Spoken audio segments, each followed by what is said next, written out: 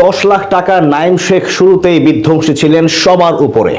তবে মুস্তাফিজুর রহমান বোঝালেন কেন তাকে আইপিএলে নেওয়া হয়েছে 12.5 কোটি টাকা দিয়ে।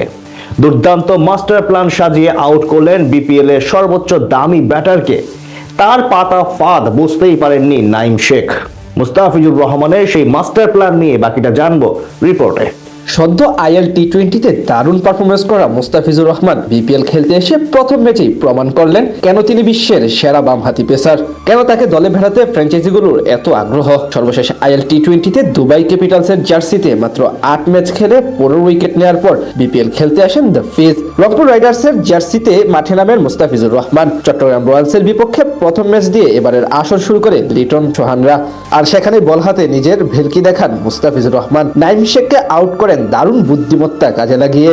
প্রথম ম্যাচে নবাগত নোয়াখালী এক্সপ্রেসকে হারিয়ে বেশ আত্মবিশ্বাসী নিয়ে নিজেদের দ্বিতীয় ম্যাচ খেলতে নামে বন্দরনগরীর প্রতিনিধি চট্টগ্রাম রয়্যালস। প্রথম ওভারে ইংলিশ ওপেনার অ্যাডাম রসিংটনের উইকেট হারালেও বেশ আগ্রাসীভাবে ব্যাট চালাতে থাকেন নিলামে সর্বোচ্চ দাম পাওয়া নাইম শেখ। ইনিংসের তৃতীয় ওভারে নাহিদ রানাকে 3টি বাউন্ডারি এবং 1টি ওভার বাউন্ডারি হাঁকিয়ে 21 রান নিয়ে চট্টগ্রামকে বড় সংগ্রহের ইঙ্গিত দিচ্ছিলেন এই বামহাতি ব্যাটার। তবে অধিনায়ক সোহান জানতেন কখন দ্য ফিজ নামক বামস্থকে ব্যবহার করতে হবে, হলো তাই।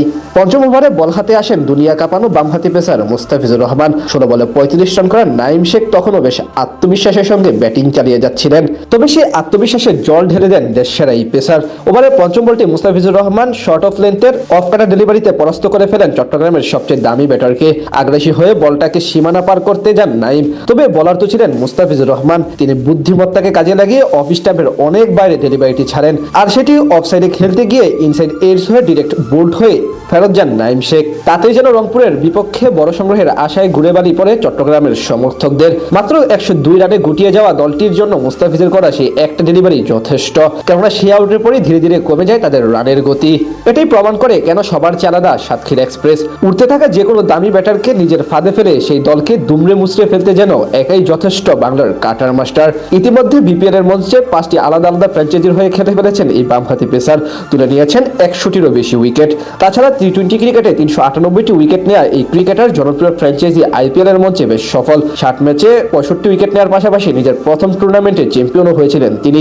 সেই ধারাবাহিকতায় আসন্ন টুর্নামেন্টে তাকে নিয়ে বেশ কারাকারি হয়েছিল আইপিএল এর নিলাম টেবিলে। শেষ পর্যন্ত 12.5 কোটি টাকায় তাকে দলে ভেড়ায় আইপিএল ইতিহাসের অন্যতম সফল দল কলকাতা নাইট রাইডার্স। বিপিএল এর প্রথম ম্যাচে নিজের অনন্যতার স্বাক্ষর দিয়ে টুর্নামেন্ট শুরু করেন দ্য ফিজ। 3 ওভারে 19 রান দিয়ে 2 উইকেট নিয়ে যে অবদান রেখেছেন মিস্টার কাটার মাস্টার, তাতেই যেন রাইডার্সের জয় অনেকটা নিশ্চিত হয়ে গিয়েছিল।